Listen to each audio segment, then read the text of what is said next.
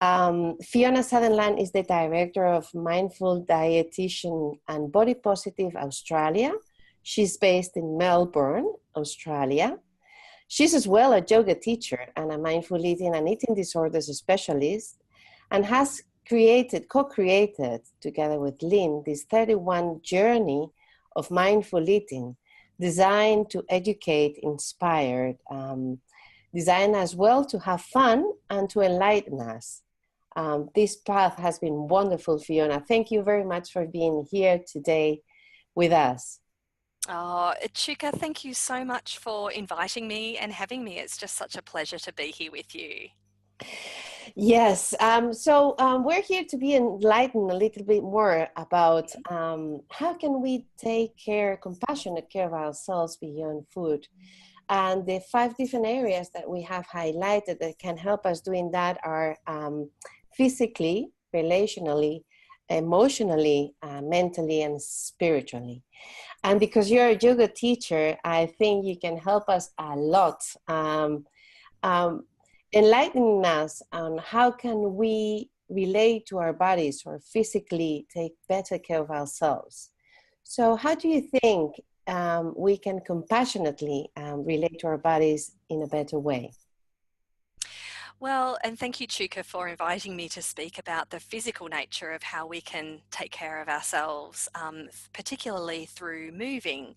And I think compassionate self-care when it comes to our physicality really is about opening a space where we can understand and honour what our body needs. And sometimes that is being more physically active, and sometimes it's rest. It's being less physically active. So what we understand is that taking really great compassionate care of ourselves is being able to understand the difference between, you know, when to move forward and when to create some energy in our body in various ways, and then when to understand that the best way that we can take care of ourselves is to do less movement. And I think, I mean, my insight into working with many humans, both within a yoga context and within a clinical context as a dietitian, is that sometimes we find it really hard to be able to tell the difference. We get ourselves very caught up in lots of rules around movement, and the more the better we do, and certainly our culture sends very strong messages around body movement and movement to change the body rather than movement as a way to shift energy and a way to really take really honor what our body needs. So the messages can get very confusing for people. When we get ourselves all caught up in weight and body shape based messages, it pulls us away from our ability to really tune in and take really great care of ourselves as valuable human beings. Yeah. Yes, that's very true, and it's very important what you've mentioned today, because it is true that before I started this path on mindful eating, the way I considered I was taking better care of myself is if I was doing very strong exercise, like 1 hour running or something like that. And however, although I was feeling good afterwards, very much wonder if that was good for my body in a consistent way. It's a different in harshness or taking care. No?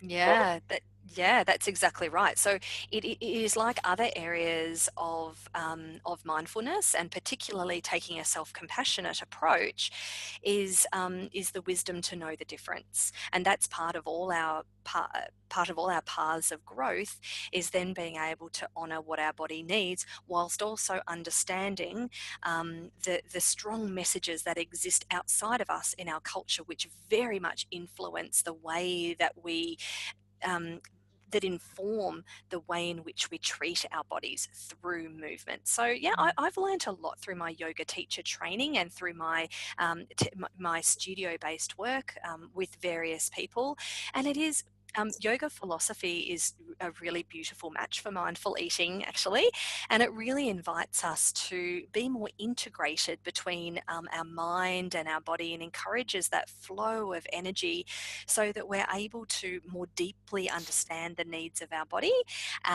which leads us then to be able to move in ways which are a really good match for us.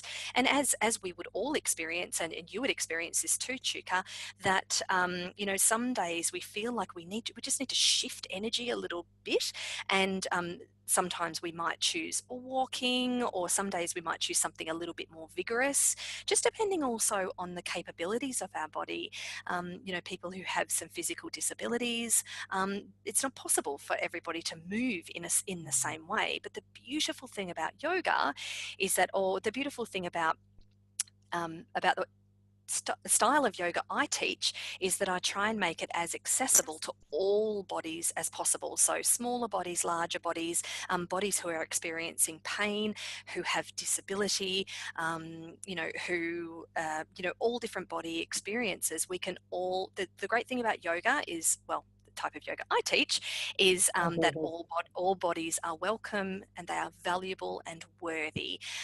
So when we start from that place, it's a beautiful way to find our way back into our body, and then move from a place of compassionate self-care rather than so it's a sense of being with rather than doing to, if that Oh, makes sense. that's very important. That's very important. Another thing that you've mentioned as well, I thought was very interesting, was to know as well when it's time to rest. Yeah. Mm-hmm. Mm-hmm. Something that we don't allow ourselves very much or very often, no, because this guilty companion comes in, you know. Mm-hmm. Um, Do, you cannot allow yourself, to rest. So, Mm-hmm. in a way, feels to me like the antidote for guilt is compassion, maybe. Absolutely. Yeah. Compassion really is this beautiful foundation from where we can find a tone of speaking to ourselves and a way of being with ourselves that enables us to feel genuinely supportive of what is in our best interests. And that's what I love about self-compassion. It's not about letting ourselves off the hook.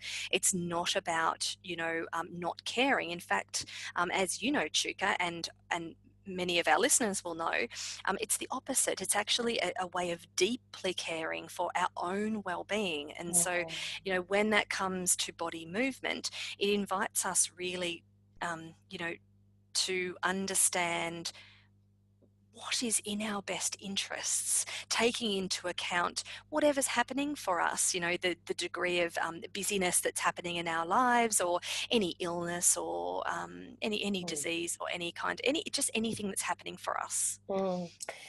Embracing what it is, isn't it? Yeah, that's right. Exactly. Yes, that's right. Okay, Fiona. Well, thank you so much. I would like to know if you can share with us some tips or something that you've learned for yourself in your own path of Hmm. self-compassion discovery that you want to share with our audience. Sure, sure. So, one thing is that through my self compassion practice, what I've noticed is that urges rise for me, especially when I'm doing yoga. For example, I have these urges to move into the next posture more quickly than maybe my body feels ready for, or maybe I have these urges to see to do things that I'm not quite ready for. Maybe my competition brain comes in and says, oh, maybe she can do this, so maybe you should be doing that.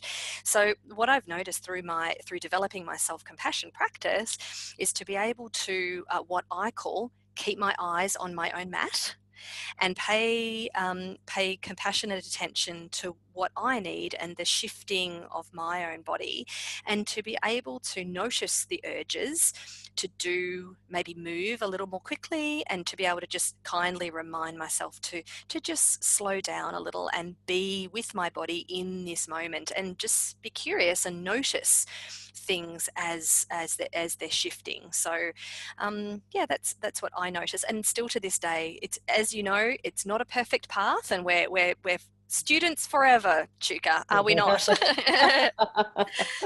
Yes, we are. Yes, we are. And exactly, some days we feel like very empowered. Some days we feel like we need to be dragged. Exactly. Yes. Has been wonderful to get to know you from the other side of the world. Thank you Mhm. so much for all the work that you've been doing. So inspiring for all of us. Thank you for being part of TCME. I mean, such an important part of TCME. And we hope to see you more and more around TCME. Thank you so much, Absolutely. Fiona. Thank you, Thank you so everybody. much, Chuka. Thank you. Goodbye.